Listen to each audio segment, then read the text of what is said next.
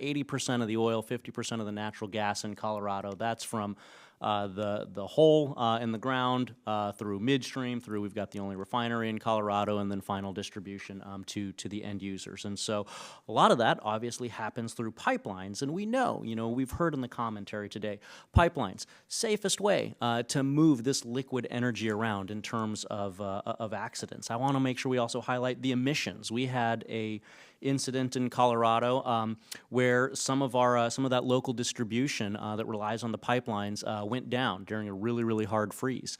And so to backfill all of that energy that couldn't be transported via pipeline for a few months, it was thousands and thousands of trucks keeping the Denver metro area going in the dead of winter. We've talked obviously about the wear and tear that has on the roadway and traffic safety when you have that massive increase of vehicles. But I want to make sure that the emissions component of that isn't lost when we're talking about the climate and the fact that pipelines are, again, one of the lowest emission sources, ways of moving some of this energy around.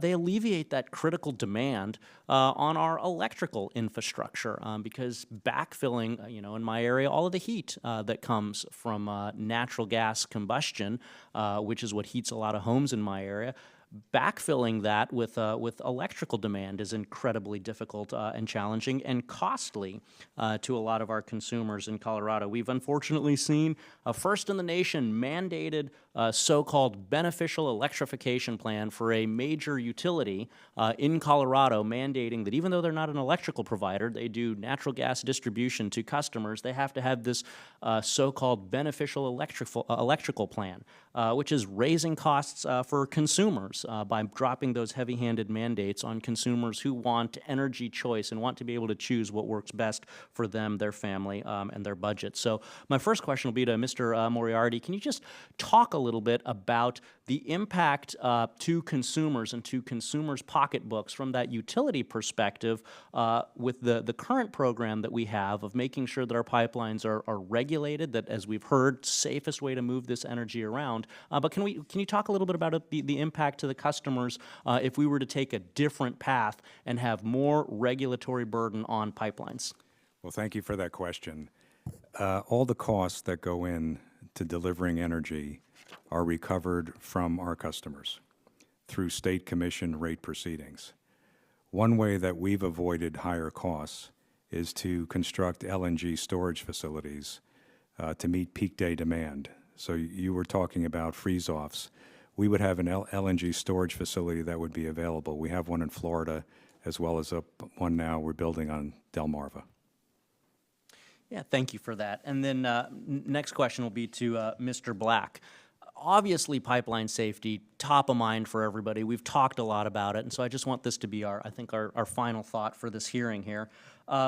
We need an empowered entity to step up and take action against bad actors that put the public safety at risk. And so that's why I was glad to see that PHMSA announced revisions to its pipeline safety enforcement actions last month to improve transparency and fairness. And so can you just comment on those changes, how they alter the enforcement dynamics for operators, and just talk a little bit about the evidentiary record process as well?